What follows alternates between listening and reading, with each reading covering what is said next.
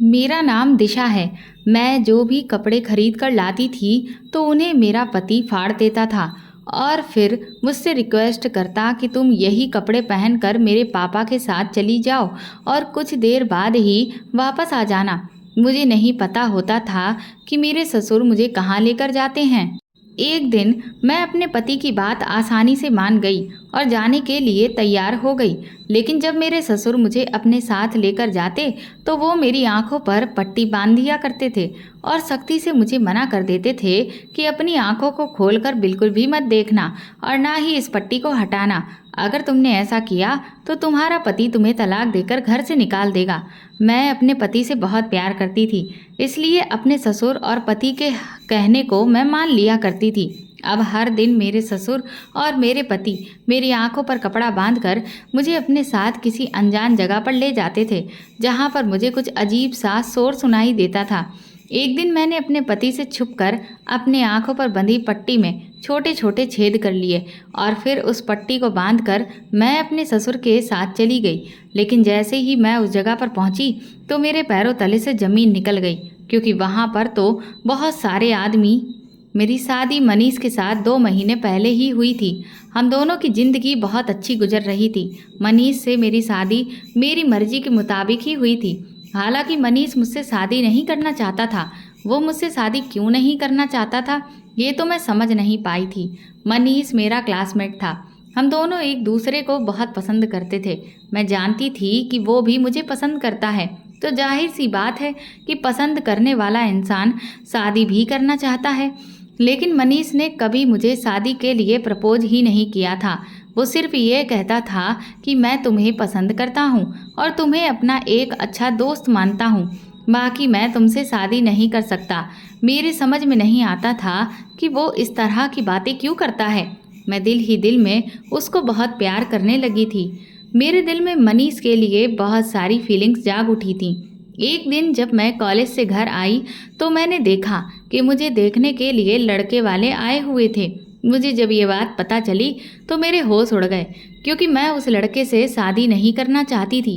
मेरी मोहब्बत तो मनीष से ही जुड़ी हुई थी, इसीलिए मैं सिर्फ उसके साथ ही अपनी ज़िंदगी गुजारना चाहती थी। मैंने उन लोगों के जाते ही मनीष को कॉल की और उसे सब कुछ बता दिया। मनीष ने कहा कि तो इसमें परेशान होने वाली क्या बात है, तुम अपने पेरेंट्स के कहने के मुताबिक शादी कर लो, वो लोग तुम्हारा भला ही सोचेंगे। मैंने मनीष से कहा, मेरा भला और बुरा सब कुछ अब तुम्हारे ही साथ है। तुम्हें मुझसे शादी करनी है तो बताओ, और अगर नहीं करनी तो मैं अपनी जीवन लीला ख़त्म कर लूँगी, क्योंकि मैं मनीष की दीवानी हो चुकी थी। मनीष मेरी इस बात से डर गया और उसने कहा कि तुम ऐसा वैसा कोई भी कदम नहीं उठाओगी। मैं आज ही घर जाकर इस बारे में अपने पापा से बात करता हूँ। मैंने मनीष से कहा कि तुम्हारे पास सिर्फ रात तक का ही टाइम है, क्योंकि मेरे मम्मी पापा को लड़के वालों को भी जवाब देना है और वो लोग जवाब सिर्फ तभी दे पाएंगे जब मैं उनको जवाब दूंगी। इसलिए तुम मुझे जल्द से जल्द जवाब दो कि तुम मुझसे शादी करना चाहते हो या नहीं, और सोच लेना कि मुझे जवाब सिर्फ हाँ में ही चाहिए। अगर तुमने मुझे इनकार किया तो फिर मेरी मौत के जिम्मेदार तुम ही होगे। मेरी बात सुनकर मनीष घबरा गया। उसने कहा, तुम फिक्र मत करो, मैं रात को ही तुम्हें कॉल करता हूँ। मुझे अब रात होने का इंतज़ार था कि कब मनीष की कॉल आए और मुझे उसका जवाब मिले। मैं भगवान से प्रार्थना कर रही थी कि मनीष का जवाब हाँ में ही हो। मुझे उसकी कॉल का इंतज़ार करते हुए रात के 12 बज गए, लेकिन अभी तक उसकी कॉल नहीं आई थी, जबकि मनीष का कहना था कि वो 11 बजे तक ही सो जाता है। मुझे तो बहुत घबराहट हो रही थी। हार मानकर फिर मैं 1 बजे के टाइम पर खुद ही उसे कॉल की, क्योंकि मैं उससे बात करने के लिए बेचैन हो रही थी। मेरी पहली कॉल पर ही उसने मेरी कॉल रिसीव कर ली। मैंने उससे कहा कि तुम कहाँ हो, तुमने मुझे कॉल क्यों नहीं किया अभी तक? मैं कितनी देर से तुम्हारी कॉल का इंतज़ार कर रही हूँ। कॉल पर मनीष की आवाज़ बहुत ही घबराई हुई लग रही थी। उसने कहा कि मुझे माफ़ कर दो दिशा, मेरे पापा हम दोनों की शादी के लिए नहीं मान रहे हैं। मैंने कहा, लेकिन तुम्हारे पापा शादी के लिए क्यों नहीं मान रहे हैं? मुझ में क्या प्रॉब्लम है? मैं अच्छी खासी खूबसूरत हूँ। मनीष कहने लगा, बस ऐसे ही नहीं मान रहे हैं। मेरे दिमाग पर तो उस वक्त मोहब्बत का जुनून सवार था, इसलिए मैंने गुस्से में आकर मनीष की कॉल काट दी और उसे कहा कि अब तुम देखो कि मैं क्या करती हूँ। मैंने मनीष की खातिर अपने हाथ की नस काट ली थी। अगले दिन जब मुझे होश आया तो मैं अस्पताल में थी। मनीष को कब और कैसे पता चला मेरे बारे में, ये मुझे कुछ भी नहीं पता था। जब मेरी आँख खुली और मैं होश में आई तो मैंने अपने सामने मनीष और उसके पापा को देखा था। मेरे घर वालों ने मुझे इस बात पर बहुत डांट लगाई थी कि एक बार मैं उनको ये सब कुछ बता देती तो शायद मुझे इस सब से नहीं गुजरना पड़ता। फिर मनीष के पापा मेरे घर रिश्ता लेकर आ गए थे और मैं अपने प्लान में कामयाब हो गई थी। खुशी खुशी दोनों परिवारों ने मिलकर मेरी शादी जैसे तैसे मनीष के साथ में कर दी थी। मेरी शादी को अभी मनीष के साथ 1 ही महीना गुजरा था कि मौसम ने करवट ले ली थी। अचानक इस कदर गर्मी पड़ने लगी कि सबने ही अपने गर्मियों वाले कपड़े निकाल लिए। मेरी ससुराल में मेरी 2 नंदे और ससुर थे। मेरे माता पिता गरीब लोग थे। उन्होंने मेरी शादी सिर्फ नॉर्मल तरीके से ही की थी और मुझे नॉर्मल ही सारा सामान दिया था। मनीष भी इसी तरह की फैमिली से बिलोंग करता था। उसकी भी सिर्फ मामूली सी ही सैलरी थी। हम दोनों की शादी से उसके पापा ने किस लिए इनकार किया था, इस बात का मुझे कभी पता नहीं चल सका था और ना ही मैंने दोबारा मनीष से इस बारे में पूछने की कोशिश की थी। मेरे पति का घर बस छोटा सा ही था और वो अपने घर में अकेला ही कमाने वाला था। उसके ऊपर अपने पिता और दोनों बहनों की जिम्मेदारी थी। अब तो उसके ऊपर मेरी जिम्मेदारी भी आ गई थी। मेरी बड़ी नंद का तो रिश्ता भी लगा हुआ था और इसकी एंगेजमेंट भी हो चुकी थी। अगले 1 साल बाद उसकी शादी है। शायद इसीलिए उसका बिहेवियर मेरे साथ नॉर्मल नंदों के जैसा नहीं था। वो मेरे साथ बहुत अच्छे से रहती थी और मेरी बहुत इज्जत करने वाली लड़की थी। मेरी उससे बहुत अच्छी दोस्ती हो गई थी, मगर मैं मनीष की जगह तो उसे नहीं दे सकती थी ना, क्योंकि मेरे पति ने मुझे शॉपिंग करने के लिए थोड़े से पैसे दिए थे और कहा था कि तुम मेरी बहन के साथ चली जाना। लेकिन मैं मनीष से जिद करने लगी कि तुम ही मुझे मार्केट लेकर चलो, मुझे तुम्हारे साथ ही शॉपिंग पर जाना है। वो मेरी बात पर हंसने लगे और बोले कि तुम बात को समझने की कोशिश करो, मुझे लड़कियों के कपड़ों के बारे में ज़्यादा कुछ नहीं पता है।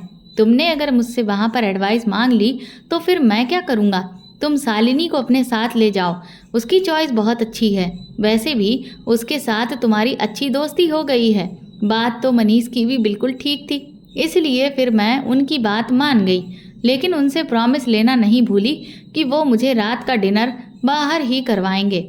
मेरी इस बात पर मनीष राजी हो गए थे, लेकिन उनके चेहरे पर मुझे कुछ परेशानियां नज़र आ रही थीं। मैंने उनकी परेशानी की वजह नहीं पूछी थी, क्योंकि मुझे मार्केट जाना था। इसलिए मैंने अपनी ननद शालिनी को साथ लिया और मैं उसके साथ मार्केट शॉपिंग करने के लिए चली गई थी। मेरे पति ने मुझे 2 सूट लाने के लिए पैसे दिए थे। मैंने 2 ही सूट ले लिए थे। मैंने अपनी ननद को खुश करने के लिए उसे इयररिंग्स दिलवा दिए थे। वो भी उन इयररिंग्स को लेकर बहुत खुश हो गई थी, क्योंकि मेरे पास इतने पैसे नहीं बचे थे कि मैं अपनी ननद को भी कपड़े दिलवा सकती। वो मुझसे बहुत इम्प्रेस हुई थी। वो कहने लगी, भाभी आप तो दुनिया की सबसे बेस्ट भाभी हो। मैं उसकी बात सुनकर खुश हो गई थी। मैं चाहती थी कि मैं अपने ससुराल में जल्दी ही अपनी जगह बना लूँ। मेरा पति पढ़ा लिखा और बहुत ही स्मार्ट था। उसकी इसी स्मार्टनेस पर ही तो मैं फिदा हो गई थी। उसकी आदत भी बहुत अच्छी थी। वो मुझसे बहुत प्यार करता था। मैं चाहती थी कि मैं मनीष से इतना प्यार करूं कि उसे मेरे बिना रहने की आदत ही ना हो। जब मैं घर आई और खुशी खुशी मैंने अपने कपड़े अपने पति को दिखाए तो उन्हें वो बहुत पसंद आए थे। अपने पति को देखकर मुझे ऐसा लगा जैसे मेरी सारी मेहनत वसूल हो गई है। मेरे पति कमरे में आ गए थे। मैं भी उनके पीछे पीछे ही कमरे में आ गई। फिर मैंने उन कपड़ों में से एक सूट निकाल कर पहन लिया और मैं अच्छे से तैयार हो गई। मैंने अपने पति से कहा कि चलो चलते हैं। मेरा पति मुझे देखकर हैरान हो गया और कहने लगा कि कहाँ चलना है। मैंने कहा, क्या आप अपना वादा भूल गए हो? हम दोनों को रात का डिनर घर के बाहर ही तो करना था। आपने मुझसे वादा किया था ना। मेरे पति ने कहा, अरे अच्छा, मुझे याद आ गया। चलो ठीक है, आधे घंटे में चलते हैं। मैं अभी बाहर से होकर आता हूँ। मेरे पति न जाने आधे घंटे का कहकर कहाँ चले गए थे। मैं उनका काफ़ी देर तक इंतजार करती रही। वो आधा घंटा नहीं बल्कि पूरे 2.5 घंटे के बाद घर आए थे। अभी ज़्यादा टाइम नहीं हुआ था, रात के 9 बजे थे। उसके बाद हम दोनों मिलकर एक अच्छे से रेस्टोरेंट में खाना खाने चले गए। वहाँ पर हमने खाना खाने के बाद आइसक्रीम भी खाई और खूब एंजॉय किया। मेरा पति गरीब जरूर था, लेकिन मेरी हर ख्वाहिश को पूरा करता था। रात को 12 बजने से पहले हम लोग घर आ गए थे। मैंने अपने नए कपड़े उतार दिए और उसके बाद मैंने पुराने कपड़े पहन लिए। लेकिन अगले दिन जब मैं अपने नए कपड़े बाथरूम में लेने के लिए गई तो ये देखकर मेरे पैरों तले से ज़मीन निकल गई थी कि मेरे जितने भी नए कपड़े जो मैं कल लेकर आई थी वो कैंची से कटे थे। उसमें जगह जगह कट के निशान लगे थे। मेरी तो उन कपड़ों को देखकर आंखें फटी की फटी रह गईं। फिर मैंने अपने दूसरे वाला सूट देखा तो वो भी इसी तरह से कटा था। मैंने अपने पति से कहा कि अगर आपको मेरे कपड़े पसंद नहीं आए थे तो आप मुझे बता देते, मैं कपड़े चेंज कर लाती। लेकिन आपको कपड़ों की इस तरह की हालत करने की ज़रूरत क्या थी? मैं तो यही समझ रही थी कि मनीष को मेरे कपड़े पसंद नहीं आए, तभी तो उन्होंने कपड़ों के साथ ये सुलूक किया है। अलमारी में मेरे बाकी के कपड़े भी पड़े हुए थे, वो सारे भी कहीं न कहीं से कटे हुए थे। अब मेरे पास पहनने के लिए सिर्फ वही सूट था जो मैंने पहना हुआ था। सारे ही कपड़े कहीं न कहीं से कटे थे। मुझे अपने पति का ये सब कुछ करना बिल्कुल पसंद नहीं आया। मैं तो अपना सर पकड़कर बैठ गई और रोने लगी थी कि अब मैं क्या करूं। मेरे पास तो पहनने के लिए कपड़े ही नहीं बचे। मेरे पति खामोश खड़े हुए थे, वो तो कुछ कह ही नहीं रहे थे। मैं फ़ौरन अपने ससुर के कमरे में चली गई और उनको अपने कपड़े दिखाने लगी। मेरे ससुर ने कहा कि तुम्हारे कपड़ों की ये हालत मैंने की है।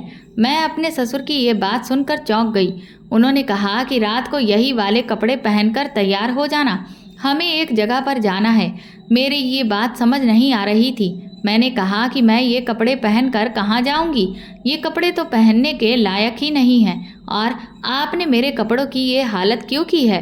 आपको पता है कि इनमें से कोई भी कपड़ा अब पहनने के लिए नहीं बचा है। मुझे तो ये समझ नहीं आ रहा था कि मेरे ससुर मेरे कपड़ों को आखिर ऐसे हाथ कैसे लगा सकते थे।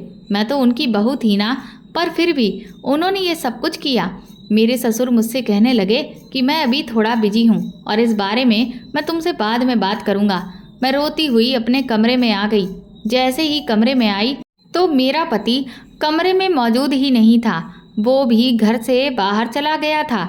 मेरी तो कुछ समझ में ही नहीं आ रहा था कि इस घर में आखिर हो क्या रहा है। मैं सारा दिन अपने कपड़ों की वजह से परेशान रही और रोती रही। मैंने टेंशन की वजह से खाना भी नहीं खाया और ना ही मेरे पति ने दोपहर का खाना खाया था।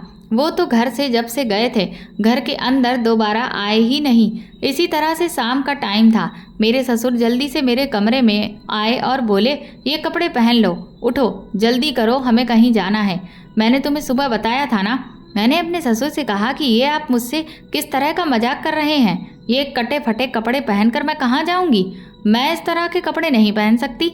उन्होंने जल्दी से कटा फटा सूट निकाल कर मेरे हाथ पर रखा और कहने लगे, जल्दी से कपड़े पहनो, जैसा मैं कह रहा हूँ वही करो। मैं अपने ससुर के चेहरे को देखती रह गई थी। मुझे तो यकीन नहीं आ रहा था कि वो मुझसे ऐसे कैसे बात कर रहे थे। मैं बड़ी हैरानी और अफसोस के साथ अपने ससुर से कहने लगी, पापा जी, मैं ये कपड़े कैसे पहनूंगी? मेरी इस बात पर वो एकदम ही गुस्से में आ गए और कहने लगे, तुम्हें मेरी बात एक बार में समझ में नहीं आती? ये सब मैं नहीं जानता, बस तुमसे जैसा कह रहा हूँ वैसा ही करो। मैं तुम्हारा बाहर इंतजार कर रहा हूँ। तुम्हारे पास सिर्फ 5 मिनट हैं। इन कपड़ों को पहनकर जल्दी से तैयार हो जाओ और बाहर आओ, नहीं तो मुझसे बुरा कोई नहीं होगा। अपने ससुर का गुस्सा देखकर मैं मजबूर हो गई और उन कपड़ों को बाथरूम में पहनने के लिए चली गई। मैं बुरी तरह से रोने लग गई थी कि मेरे साथ ये सब कुछ क्या हो रहा है। शादी के 1 महीने के बाद ही मुझसे मेरी खुशियाँ छीन ली गई थी। मैं अपने ससुर के डर से जल्दी से वो कपड़े पहनकर बाहर आ गई। जब मैं बाहर आई तो ये देखकर हैरान थी कि मेरा पति भी वहाँ खड़ा था। मैंने अपने पति को रोती हुई नज़रों से देखा और उनसे शिकायत करने जैसा चेहरा बना लिया। वो मेरी बात को समझ गए थे। उन्होंने कुछ भी नहीं कहा और खामोश खड़े रहे। मुझे देखकर मेरे ससुर मुस्कुराने लगे जबकि मैं रोती चली जा रही थी। मेरे ससुर ने मेरे पति से कहा, मनीष जाओ पट्टी लेकर आओ। मेरे समझ में नहीं आया कि वो किस पट्टी की बात कर रहे हैं। पहले तो मेरे पति ने उन्हें सिर हिलाकर इनकार किया, लेकिन फिर जब मेरे ससुर ने उन्हें गुस्से से घूर कर देखा तो वो काले रंग की एक पट्टी लेकर आ गए। मेरे ससुर ने मुझे देखकर कहा, ऐसे नहीं रोते हैं बेटा, ये आंसू पोंछ लो और अपने चेहरे पर मुस्कुराहट लेकर आओ। मैंने खुद को बड़ी मुश्किल से संभाला था। मैं मुस्कुराने लगी तो मेरे ससुर ने मेरे सर पर हाथ रखकर मुझसे कहा, आओ मेरे साथ चलो। फिर बाहर आंगन में जाते ही मेरे ससुर ने मेरे पति से कहा कि ये पट्टी वो मेरी आंखों पर बांधे। मैंने तुरंत ही कहा कि आप ये काले रंग की पट्टी मेरी आंखों पर क्यों बंधवा रहे हो। मेरे ससुर ने मेरी बात का कोई जवाब नहीं दिया। फिर मेरे ससुर मुझसे बोले, बहू तुम्हें ये पट्टी हरगिज नहीं खोलनी है। अगर तुमने पट्टी खोलने की कोशिश की तो फिर तुम्हारा पति तुम्हें तलाक देकर घर से निकाल देगा। अपने ससुर के मुंह से ये बात सुनकर मैं हैरान रह गई थी और फिर इस काम को मैं मजबूरी में करने के लिए तैयार हो गई थी, क्योंकि मैंने अपने पति को पाने के लिए न जाने कितनी परेशानियां झेली थी। मेरे ससुर जो कि हमारी शादी के लिए मान नहीं रहे थे, तो इसीलिए अब मुझे अपने ससुर का हर कहना मानना पड़ रहा था। मेरा दिल बुरी तरह से मजबूर होकर रह गया था। मुझे कुछ भी तो अच्छा नहीं लग रहा था। फिर ये कपड़े हर तरफ से कटे फटे थे, कई जगह पर तो छेद हो रहे थे। मैं ऐसे कपड़ों में कैसे घर से बाहर निकल सकती थी, लेकिन अपने ससुर का हुक्म मानना मेरी बहुत बड़ी मजबूरी बन चुकी थी। मैंने भगवान का नाम लिया और जाने के लिए तैयार हो गई। मेरे ससुर मुझे पैदल ही कहीं पर लेकर जा रहे थे। वो ठीक मेरे पीछे ही चल रहे थे और मेरे पति मेरा हाथ पकड़े हुए थे, क्योंकि मेरी आंखों पर तो पट्टी बंधी थी। मुझे कुछ दिखाई नहीं दे रहा था। हम लोग काफ़ी दूर तक चलकर आ गए थे। थोड़ी देर बाद मुझे कुछ एहसास सा होने लगा, जैसे मेरे आसपास बहुत सारे लोग हैं। मैं महसूस कर सकती थी कि मैं किसी भीड़ वाली जगह पर खड़ी हुई हूँ। थोड़ी देर के बाद मेरे ससुर ने मुझे बैठने के लिए कहा। उसके बाद मैं एक जगह पर बैठ गई, क्योंकि पैदल चलते चलते मेरी हालत खराब हो गई थी। ना जाने मेरे ससुर मुझे किस नर्क में लेकर आ गए थे। उसके आधा घंटा बाद मेरे ससुर ने मुझे फिर से पैदल चलने के लिए कहा और फिर हम दूसरी जगह पर आ गए। इस जगह पर भी चारों तरफ मेरे कानों में शोर ही शोर पड़ रहा था। इस वाली जगह पर तो इतना शोर था कि चारों तरफ से मुझे गाड़ियों की आवाज़ भी आ रही थी और मैंने अपने कानों पर हाथ रख लिए थे। मेरे ससुर ने मुझसे कहा कि तुम्हें बोलना नहीं है, इसीलिए उनके कहने के मुताबिक मैंने अपनी आवाज़ को बंद ही रखा था। यहाँ पर भी मेरे ससुर ने मुझे ज़मीन पर बैठने के लिए कहा तो मैं बैठ गई थी। मेरी तो कुछ भी समझ में नहीं आ रहा था कि मेरे ससुर ने मुझे ऐसी भीड़ वाली जगह पर क्यों बैठा दिया है। बीच बीच में मुझे ट्रैफिक की भी आवाज़ आ रही थी, जिससे मैंने अंदाज़ा लगा लिया था कि आसपास से गाड़ियाँ गुजर रही हैं। गाड़ियाँ तो सड़क या गलियों में होती हैं। इसका मतलब मेरे ससुर मुझे कहीं खुली जगह पर लेकर आ गए थे। मुझे पक्का यकीन था कि मेरे साथ जो भी हो रहा है अच्छा नहीं हो रहा, मगर मैं क्या करती। मैं मजबूर हो गई थी। हम वहाँ पर 1-2 घंटा गुजार कर वापस चलने लगे थे। मैंने आवाज़ों को पहचानने की कोशिश की थी ताकि मुझे पता चल सके कि मैं किस जगह पर आई हूँ, मगर मैं नाकाम रही थी। लेकिन ये तो पक्का था कि ये कोई रास्ता था। मैं जब घर पहुंची तो मेरे ससुर ने मेरी आंखों से पट्टी हटवा दी थी और फिर मुझे मेरे कमरे में जाने के लिए कह दिया। मैं जैसे ही अपने कमरे में आई तो मैंने देखा कि मेरे पति अपना सिर झुकाए हुए मेरे पीछे ही चले आ रहे थे। मैं बहुत ज़्यादा थकी थी, इसलिए बेड पर जाकर चुपचाप लेट गई। मैंने अपने पति से कोई बात नहीं की थी, क्योंकि मैं उससे बहुत ज़्यादा नाराज़ थी। उसने मेरे देखते ही देखते मेरी टांगें दबाना शुरू कर दी। मैं उसके ऐसे बिहेवियर से बहुत परेशान हो चुकी थी। मैंने अपने पति को पैर दबाने से मना किया, क्योंकि मेरे पैरों में बहुत ज़्यादा दर्द हो रहा था। पैर दबाने से मुझे कुछ सुकून मिल गया था। मेरे पति ने देखा कि मैं उनसे बात नहीं कर रही हूँ तो वो कहने लगे, दिशा आज जो कुछ भी हुआ है उसके लिए मैं बहुत शर्मिंदा हूँ। कल मैं तुम्हें शॉपिंग पर ले चलूँगा, तुम अपनी मर्जी के मुताबिक कपड़े खरीद लेना। मैं पैर जल्दी से पीछे किए और कहने लगी, ताकि आपके पापा फिर से मेरे कपड़ों को काट दें। मेरी बात पर मेरे पति ने अपना सिर झुका लिया और कहने लगे, दिशा तुम आराम करो, तुम्हें आराम की बहुत ज़रूरत है। लाओ अपने पैर इधर करो, मैं दबा देता हूँ। मैंने कहा, मुझे तुम्हारी तसल्ली की कोई ज़रूरत नहीं। मैं इस टाइम अपने पति से कोई बात नहीं करना चाहती थी, ना ही उसका चेहरा देखना चाहती थी, क्योंकि मुझे सबसे ज़्यादा गुस्सा तो मनीष पर ही आ रहा था। उसके पापा कुछ भी कर रहे थे, वो कुछ भी नहीं बोला और खामोशी से उनका कहना मानता रहा। इसीलिए मैंने अपनी आंखें बंद कर लीं और मैं सो गई। मैं बहुत ज़्यादा थकी थी, इसलिए जल्दी ही मुझे नींद आ गई थी। 1 घंटे के बाद ही मेरी नींद खुल गई क्योंकि मैंने खाना नहीं खाया था। मुझे भूख लग रही थी। इन लोगों ने मेरी नींद और चैन तो छीन लिया था, लेकिन मुझे क्या पता था कि अभी तो ये बस शुरुआत है, आगे तो अभी और बहुत मुश्किल वक्त आना है। अगले दिन मनीष ने अपने ऑफिस की छुट्टी कर ली और वो ज़बरदस्ती मुझे मार्केट लेकर गया। मैं वहाँ पर एक जगह आराम से बैठी रही थी। मैंने किसी भी तरह का कोई रिएक्ट नहीं किया। मेरे पति ने खुद ही अपनी पसंद के मुझे 2 सूट दिलवा दिए थे। मैं शॉपिंग करके घर आ गई। मेरा पति घर से बाहर चला गया। उन्होंने मुझे कहा कि तुम आराम करो, मैं अपने एक दोस्त से मिलकर आता हूँ। मेरे ससुर ने मुझे अपने कमरे में बुला लिया और उन्होंने मुझसे बड़े प्यार से पूछा कि कहाँ गई थी तुम अपने पति के साथ। तो मैंने उन्हें बताया कि मैं मनीष के साथ शॉपिंग करने गई थी। थोड़ी देर बातचीत करने के बाद उन्होंने मुझे बताया कि बहू, तुम्हें पता है मनीष के तो बहुत ही बड़े बड़े घरों से रिश्ते आ रहे थे, लेकिन उसने तुम्हारी खातिर सिर्फ तुमसे ही शादी की। मेरे बेटे के पीछे तो बहुत सारी लड़कियां पागल थीं, क्योंकि वो देखने में है ही इतना स्मार्ट और सुशील, मगर मेरे बेटे ने तो तुमसे शादी करने के लिए जिद ही ठान ली थी। अब तुमने खुद को ख़त्म करने का डर दिखाया तो मेरा बेटा भी डर गया। इसीलिए मुझे अपने बेटे की मर्जी की खातिर अपना सर झुकाना पड़ा। लेकिन तुम छोटे से हादसे का बहाना बनाकर अपने ये हसीन दिन खराब मत करो। अपने पति के साथ हंसी खुशी ज़िंदगी गुजारो। मैं देख रहा हूँ कि तुम्हारा मूड अपने पति की तरफ से बिल्कुल भी ठीक नहीं है। वो तुमसे बहुत प्यार करता है और देखो, तुम्हारा गुस्सा ठीक करने के लिए ही तो वो तुम्हें शॉपिंग पर लेकर गया। मुझे अपने ससुर की बात ठीक लगी।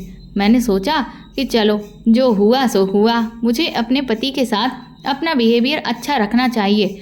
मुझे मनीष को ज़्यादा परेशान नहीं करना चाहिए। ये ना हो कि वो मुझसे नाराज़ होकर कहीं और दिल लगा बैठे। उस बेचारे ने भी तो मुझसे शादी करने के लिए काफ़ी सारे सेक्रीफाइसेस किए हैं।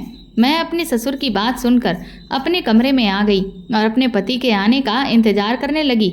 थोड़ी देर के बाद मेरे पति भी आ गए। मैं उनके सामने काफ़ी शर्मिंदा हो रही थी। मैंने उन्हें कहा, मनीष, मैं शर्मिंदा हूँ अपनी गलती पर। मैं भी अपना दिल साफ करने की कोशिश कर रही हूँ, मगर तुम्हें भी मुझे एक वादा करना होगा।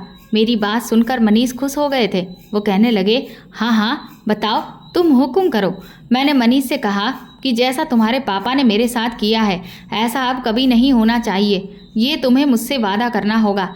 आइंदा ऐसा कभी नहीं होगा। मनीष ने सिर हिला दिया और बोले, मैं पूरी कोशिश करूँगा कि ऐसा कुछ भी ना हो जिसकी वजह से तुम्हें परेशान होना पड़े। अचानक ही उन्होंने मेरी आंखों में देखा और कहा कि दिशा, तुम्हें पता है क्या, मेरे पापा थोड़े जिद्दी और गुस्सैल हैं। मुझे उनकी बातों के आगे हार माननी पड़ जाती है, लेकिन वो दिल के बुरे नहीं हैं, वो दिल के बहुत अच्छे हैं। तभी तो उन्होंने मेरी खुशी के लिए तुम्हारे साथ मेरी शादी करवा दी थी। हालांकि हमारी शादी के लिए वो राजी नहीं हो रहे थे, पर सिर्फ अपने बेटे की खुशी के लिए वो तैयार हो गए थे। मनीष कहने लगे, मैं तुम्हें हर खुशी देने की कोशिश करूँगा। अपने पति की बात सुनकर मुझे बहुत खुशी हुई थी। मैं अपने पति की कही हुई बातें सोच सोच कर खुश हो रही थी, लेकिन उन्होंने अपने पापा की जो बात मुझे बताई थी वो मेरी समझ नहीं आई थी कि उनका इशारा अपने पापा की किस बात पर जा रहा था। फिलहाल मैंने ये सब कुछ वक्त पर छोड़ दिया था।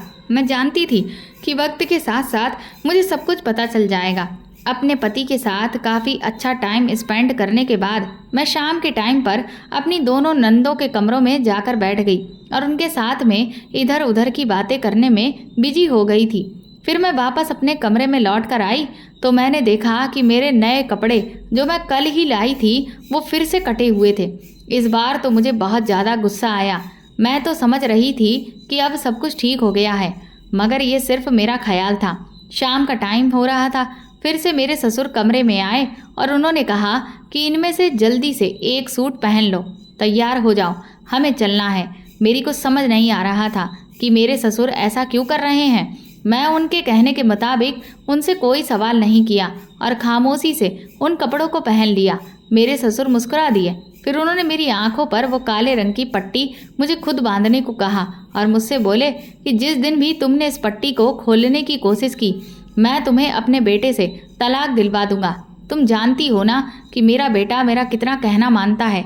मैं अपने ससुर की ये बात सुनकर शॉक्ड रह गई थी, इसलिए मैं खामोश ही रही। मेरे ससुर मुझे वो पट्टी बांधने का कहकर कमरे से चले गए और मुझसे बोल कर गए कि बाहर आकर तुम्हें मेरे साथ चलना है। मेरे पति उस टाइम घर में मौजूद नहीं थे। मेरे ससुर ने मुझे अपने आगे आगे चलने को कहा और वो मुझे रास्ता बता रहे थे, और इधर मेरी ननद को आवाज़ लगाकर कहा कि वो दरवाज़ा बंद कर ले। मैं खामोश ही रही थी, क्योंकि मैं जानती थी कि मेरे कुछ भी कहने का अब कोई फ़ायदा नहीं होने वाला। हम दोनों ससुर बहू आज फिर से पैदल चल रहे थे। कल भी पैदल चल रहे थे, इसीलिए आज मेरे पैरों में अभी से ही दर्द होना शुरू हो गया। मैं अपने ससुर के बताने के मुताबिक धीरे धीरे चल रही थी और अपने बहते हुए आंसुओं को साफ कर रही थी। अब मुझे एहसास होने लगा कि मैंने मनीष से शादी करके बहुत बड़ी गलती की है। हालांकि मेरे पेरेंट्स मेरी शादी कहीं और करवा रहे थे, अब जबकि ये शादी मैंने अपनी ज़िद और अपनी मर्जी के मुताबिक की थी, इसीलिए मुझे शादी को जैसे तैसे निभाना ही था। मुझे अपनी मम्मी की कही हुई वो बात याद आ गई जिस पर उन्होंने मेरी शादी के टाइम कहा था कि दिशा, तुम इस लड़के से शादी तो कर रही हो और ये शादी हम तुम्हारी जिद की वजह से करवा रहे हैं, वरना जो रिश्ता हमने तुम्हारा ठुकराया है वो लड़का बहुत ही अमीर और अच्छी फैमिली से बिलोंग करता है। तुम वहाँ पर बहुत खुश रहती, लेकिन यहाँ शादी करने की तुम्हारी अपनी मर्जी है, इसीलिए तुम्हें अपनी लव मैरिज को बसाकर ही रखना होगा, क्योंकि 90% लव मैरिज सक्सेसफुल नहीं होती हैं। अपनी मम्मी की बात पर मैंने उनको जवाब दिया था कि मनीष मुझे बहुत प्यार करता है और मैं आपसे इस बात की शर्त लगा सकती हूँ कि मेरी शादी की बात मेरी ज़िंदगी अरेंज मैरिज कपल से भी ज़्यादा अच्छी गुजरेगी। मेरे पेरेंट्स जब मेरी और मनीष की शादी के लिए मेरे खुद को ख़त्म करने वाले तरीके से मान गए, और तो और मनीष के पापा भी मान गए, तब मुझे लगा कि बैठे बिठाए मेरे भाग्य खुल गए हैं। लेकिन मुझे क्या पता था कि मेरे भाग्य खुलेंगे नहीं, बल्कि मेरी आने वाली ज़िंदगी इस तरह से ख़राब हो जाएगी। मुझे पछतावा होने लगा था कि मुझे अपने पेरेंट्स के कहने पर जहां वो मेरी शादी कर रहे थे वहीं पर कर लेनी चाहिए थी, लेकिन मेरे भाग्य में शायद यही सब होना लिखा हुआ था। हम फिर कल की तरह इस जगह पर पहुंच चुके थे जहां पर शोर ही शोर था और खूब गाड़ियों की आवाज़ें आ रही थीं। 2-3 घंटे इसी तरह से हमें इधर उधर टहलते हुए हो गए। कहीं पर मेरे ससुर मुझे कहते कि बैठ जाओ, कहीं पर कहते कि उठकर खड़ी हो जाओ, कहीं कहते कि बोलना बिल्कुल भी मत, बस खामोशी से जैसा मैं कहता हूँ वैसा ही करती रहो। 2-3 घंटे इसी तरह से गुजर जाने के बाद फिर हम अपने घर को वापस आ गए। घर आते ही मेरे पति मेरे पैर दबाने लगे, मगर मुझे सुकून नहीं मिल रहा था। मनीष शर्मिंदा होकर मुझसे बातचीत करने की कोशिश कर रहे थे। मैंने सोचा न जाने ये कब तक मेरे साथ होता रहेगा। मैंने अपने पति से भी पूछा था कि तुम्हारे पापा मेरे साथ ऐसा क्यों कर रहे हैं, लेकिन वो तो हर बात पर खामोश ही रहते थे। इसलिए मैंने सोच लिया था कि मुझे अब सच्चाई का पता खुद ही लगाना होगा। सारी रात मैं प्लानिंग करती रही। सुबह फिर से मेरे पति ने मुझसे कहा कि मैं तुम्हें शॉपिंग पर लेकर चलता हूँ। मैंने आज शॉपिंग करने के लिए अपने पति से इनकार कर दिया था। मैं अपने ससुर से कहने लगी, पापा जी, शाम को किस टाइम पर मुझे आपके साथ जाना है। मेरे ससुर आज मेरी इस बात पर मुस्कुराने लगे और कहने लगे, शाम के 5 बजे तुम बिल्कुल तैयार रहना। मैं उनकी बात सुनकर खामोश हो गई। मनीष से बातचीत करना मैंने बिल्कुल बंद कर दिया था, क्योंकि वो मुझे कुछ बताता ही नहीं था। और तो और घर में 2-2 नंदें थीं, उन्हें भी किसी बात की कोई खबर नहीं थी, क्योंकि मेरे ससुर अपनी बेटियों पर बहुत ज़्यादा रौब दिखाते थे और अपनी बेटियों को कमरे से ज़्यादा बाहर नहीं निकलने देते थे। मैं अपने कमरे में चली गई। दोपहर के टाइम पर जब मेरे पति घर आए तो उन्होंने मुझसे कहा कि चलो, अभी तुम्हारे पास टाइम है, मैं तुम्हें शॉपिंग कराने लेकर चलता हूँ। लेकिन मैं तो उनसे बात कर ही नहीं रही थी, इसलिए मैंने उनसे कह दिया कि आज मेरी तबीयत ठीक नहीं है, मुझे कहीं नहीं जाना। धीरे धीरे शाम के 5 बज गए और मैंने अपने उन्हीं फटे हुए कपड़ों में से एक सूट निकालकर पहन लिया। मैं तैयार होकर अपने कमरे से बाहर निकल ही रही थी कि मुझे अपने पति के बोलने की आवाज़ आई। वो अपने पापा से कह रहे थे कि पापा प्लीज़ आप दिशा के साथ ये सब कुछ मत करो, दिशा को आज अपने साथ लेकर मत जाओ, उसकी तबीयत ठीक नहीं है। मेरे ससुर ने रोज़ के मुताबिक मुझे मेरी आंखों पर पट्टी बांधने को कहा। तभी अचानक मैंने अपने ससुर से कहा कि रुकिए ससुर जी, इन चप्पलों से मेरे पैर में बहुत दर्द होता है, मैं दूसरी चप्पल पहनकर आ जाती हूँ। मेरे ससुर ने कहा, अच्छा ठीक है, लेकिन जल्दी आ जाना, मैं इस बंधी हुई पट्टी को अपने हाथ से खोलकर हाथ में पकड़कर अपने कमरे में आ गई थी। मैंने जल्दी से एक बड़ी सी सुई निकाली और पट्टी के अंदर इस तरह से छेद कर दिए ताकि कोई भी छेद किसी को दिख ना सके। मुझे सिर्फ यही फिक्र हो रही थी कि अगर ये सुराख मेरे ससुर ने देख लिया तो मेरे ससुर मुझे मेरे पति से तलाक दिलवा कर घर से निकलवा देंगे। मैंने जल्दी से अपना काम फिनिश किया। उसके बाद मैं दूसरी चप्पल पहनकर बाहर आ गई और अपने ससुर के सामने ही अपनी आंखों पर मैंने उस पट्टी को बांध लिया। उसके बाद हम फिर से पैदल चलने लगे। मैं वही फटे हुए कपड़े पहने हुए थी जो मैं हर रोज़ पहनकर अपने ससुर के साथ जा रही थी। हम चलते ही चले जा रहे थे। मेरे ससुर भी खामोशी से मेरे पीछे चल रहे थे। इसी तरह चलते चलते मेरी नज़र सड़क के कोने पर गई जहाँ पर मेरे ससुर ने मुझे बैठा दिया। लेकिन वहाँ बैठने के बाद मेरे साथ कुछ ऐसा हुआ जिसे देखकर मेरे होश उड़ गए। मेरे ससुर के हाथ में एक बड़ा सा बोर्ड था और बोर्ड पर क्या लिखा हुआ था ये तो मुझे समझ नहीं आ रहा था, क्योंकि वो बोर्ड उन्होंने मेरे आगे रखा हुआ था और तो और एक कटोरा भी उन्होंने मेरे पास रख दिया था। मैं 5 मिनट तक वहाँ पर ऐसे ही बैठी थी। उसके बाद लोग आ रहे थे और कटोरे के अंदर पैसे डालकर जा रहे थे। ये देखकर मैं तो हैरान रह गई थी। यहाँ पर काफ़ी सारी पब्लिक मौजूद थी।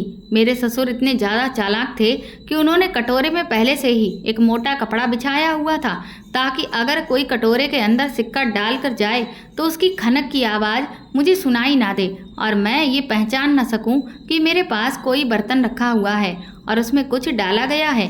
वहाँ आने जाने वाले लोग सिक्के डाल रहे थे तो कुछ लोग नोट भी डाल रहे थे। इसी तरह से काफ़ी सारे पैसे हो गए।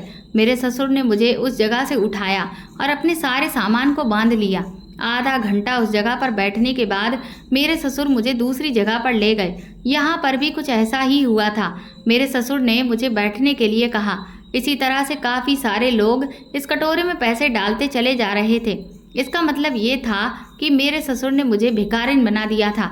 मैं समझ चुकी थी कि मुझे अभी तक क्यों पता नहीं चल सका कि मुझे कहाँ ले जाया जाता है।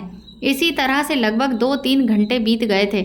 मेरे ससुर के पास काफ़ी सारे पैसे इकट्ठे हो गए थे। मेरे ससुर मुझे लेकर घर वापस आ गए। घर आ जाने के बाद मैंने सोच लिया था कि मैं ये सब कुछ और बर्दाश्त नहीं करूँगी। इसलिए घर के अंदर दाखिल होते ही मैंने अपनी आंखों से पट्टी हटा दी। घर में मेरा पति भी मौजूद था। मेरे ससुर ने जैसे ही मेरी इस हरकत को देखा तो उनको गुस्सा आ गया। उन्होंने कहा कि तुम्हें इतनी जल्दी पट्टी हटाने की क्या ज़रूरत थी? तुम्हें पता है कि तुम्हारी आंखों से पट्टी सिर्फ मेरी इजाज़त पर ही हटाई जाएगी। मैंने अपने ससुर से कहा, तो फिर आज आपने कितने पैसों की कमाई कर ली है? मेरे ससुर मेरी बात सुनकर हैरान रह गए थे। हम दोनों की बातचीत सुनकर मेरा पति भी आंगन में आ गया। उसने हम दोनों को देखा तो वो शॉक्ड हो गया। मैंने अपने पति से कहा, तो तुम मुझसे इतने दिनों से ये राज छुपा रहे हो कि तुम्हारे पापा तुम्हारी पत्नी से सड़कों पर भीख मंगवा रहे हैं। आज मुझे मेरे सारे सवालों के जवाब मिल गए हैं कि मेरे साथ क्या होता है और मेरे कपड़ों को क्यों काटा और फाड़ा जाता है। मेरे ससुर कहने लगे, खामोश हो जाओ, अब इससे आगे एक लफ्ज़ भी मत बोलना। मैंने अपने ससुर से कहा, आज भी आप मुझे यही धमकी देंगे कि अगर मैंने आपकी बात नहीं मानी तो आप मुझे मेरे पति से तलाक दिलवा कर घर से बाहर निकलवा दोगे। मैंने कहा, आज मैं सारी सच्चाई जानकर ही रहूँगी और अगर आपने मुझे कुछ नहीं बताया तो मैं खुद इस घर को छोड़कर चली जाऊँगी। वैसे भी मैं भिखारन वाली ज़िंदगी नहीं जी सकती। मेरे माता पिता भले ही गरीब हैं, लेकिन कभी उन्होंने मुझसे ऐसा कोई काम नहीं करवाया जैसा कि फ़ायदा आप लोग मेरा उठा रहे हो। मेरा पति मेरी बात सुनकर घबरा गया था और उसने कहा कि प्लीज़ मुझे छोड़कर मत जाना दिशा, मैं तुम्हें सब कुछ बता देता हूँ। मैंने कहा, हाँ, आज मुझे सब कुछ बता दो वरना अच्छा नहीं होगा, क्योंकि मैं ये सब कुछ और बर्दाश्त नहीं कर सकती। मेरे पति ने मुझे बताया कि मेरे पापा ने मेरे लिए पहले ही अपने एक दोस्त की बेटी से मेरा रिश्ता फिक्स कर दिया था, लेकिन मैं तुमसे प्यार करता था, मैं उससे शादी नहीं करना चाहता था। जब मेरे पापा को तुम्हारे बारे में पता चला तो उन्होंने मुझे साफ इनकार कर दिया कि वो तुम्हारी शादी कभी भी मुझसे नहीं होने देंगे और उधर तुमने अपनी जान लेने की धमकी दी थी। मैंने अपने पापा को मनाने की बहुत कोशिश की थी, लेकिन वो मान ही नहीं रहे थे, पर तुमने तब तक वो हरकत कर डाली। मैंने अपने पापा को तुम्हारी जान का वास्ता देकर उनको मजबूर कर दिया था, तब जाकर वो हमारी शादी के लिए माने थे, लेकिन एक शर्त पर। उन्होंने कहा कि मैं एक शर्त पर तुम्हारी शादी इस लड़की के साथ करूँगा। मेरे पापा को पता चल गया था कि तुम गरीब परिवार से हो और जब तुम हमारे घर आओगी तो तुम ना तो दहेज में ज़्यादा कुछ लेकर आओगी और ना ही तुम्हारे माता पिता हमारी शादी धूमधाम से करेंगे। मेरे पापा के दोस्त तो बहुत अमीर थे। वो लोग दहेज में मुझे कार, एक बंगला और बिजनेस करने के लिए 50 लाख रुपए दे रहे थे। मेरे पापा इसीलिए चाहते थे कि मेरी शादी उसी लड़की के साथ हो जाए, क्योंकि मेरे कंधों पर अपनी दो दो बहनों की शादियों का बोझ भी है। मैं नौकरी करके इतना नहीं कमाता हूँ कि सारा खर्च पूरा कर सकूं। मेरे पापा ने मेरे सामने शर्त रखी थी कि शादी के बाद वो तुम्हारे साथ इस तरह से बिहेव करेंगे और इस तरह से तुमसे भीख मंगवा कर पैसे इकट्ठा करेंगे। तभी तो उन्होंने उस बोर्ड पर ये बात लिखी हुई थी कि मैं गूंगी हूँ और अंधी हूँ। आप लोग मेरी मदद करो। लोग इस बोर्ड को पढ़ने के बाद तुम्हें अंधी, गूंगी और गरीब लड़की समझकर पैसे देकर चले जाते हैं। मेरे पापा तो अपने चेहरे को कपड़े से बांधकर छुपा लेते हैं ताकि उन्हें कोई पहचान न सके, लेकिन तुम्हें अपना टारगेट बना देते हैं। मेरे ससुर खड़े हुए खामोश थे, हमारी बातें सुन रहे थे। मैं अपने ससुर के पास गई और उनसे कहने लगी, मैंने आपको हमेशा अपने पिता की तरह समझा है। मुझे नहीं पता था कि एक पिता अपनी बेटी के साथ ऐसा कर सकता है। मैंने कहा, अगर आपको मैं पसंद नहीं थी तो आप मुझे बता देते। आपको मेरे साथ ये सब कुछ करने की क्या ज़रूरत थी? मनीष ने कहा, मैंने पापा से कई बार मना करने की कोशिश की थी क्योंकि मैं तुमसे प्यार करता हूँ। मैं तुम्हें इस हाल में नहीं देख सकता था, लेकिन पापा की शर्त यही थी कि वो तुम्हें इस घर में तभी टिकने देंगे कि जब तुम इस तरह का काम करोगी। इसी तरह से तो हमारे पास काफ़ी पैसे इकट्ठे हो जाते। मैं तुमसे शादी के लिए इसीलिए मना कर रहा था क्योंकि मैं मामूली सी सैलरी लाता हूँ। शायद उसमें तुम्हारे सपने पूरे नहीं कर सकता, लेकिन तुम मेरी बात को ना तो समझने की कोशिश कर रही थी और ना ही मान रही थी। तुमने तो मुझे मजबूर कर दिया था खुद से शादी करने पर।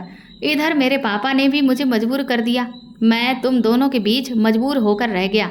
मैं करता भी तो क्या करता।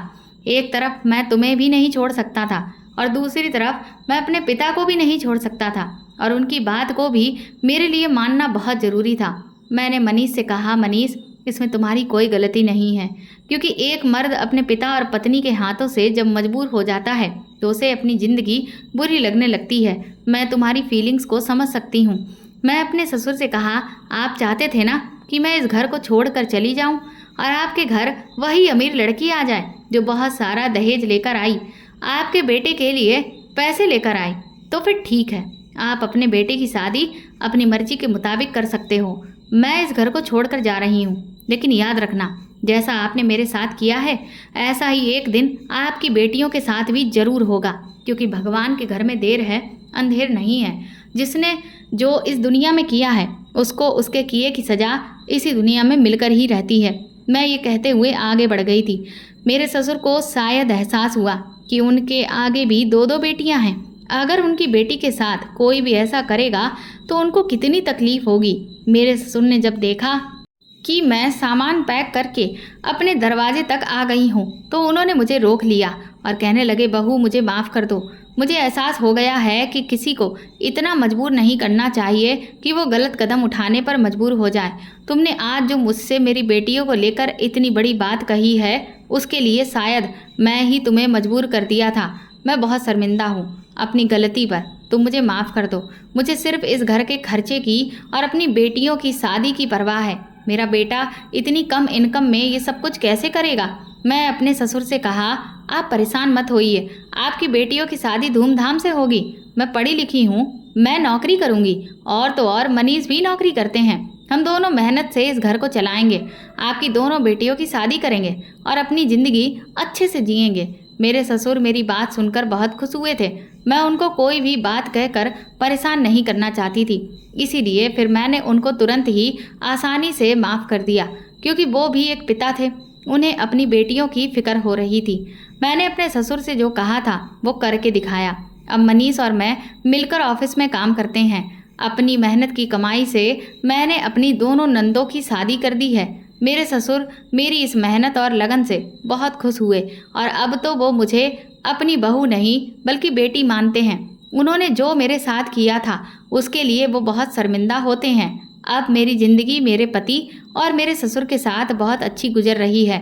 और तो और भगवान ने मुझे एक बेटी भी दे दी है जिसके साथ हमेशा मेरे ससुर खेलते रहते हैं और मुझे और मेरी बेटी को बहुत प्यार करते हैं। तो दोस्तों, आपको ये कहानी कैसी लगी हमें कमेंट करके ज़रूर बताएं और प्लीज़ इस कहानी को ज़्यादा से ज़्यादा शेयर और लाइक करके मेरे चैनल को सपोर्ट करें।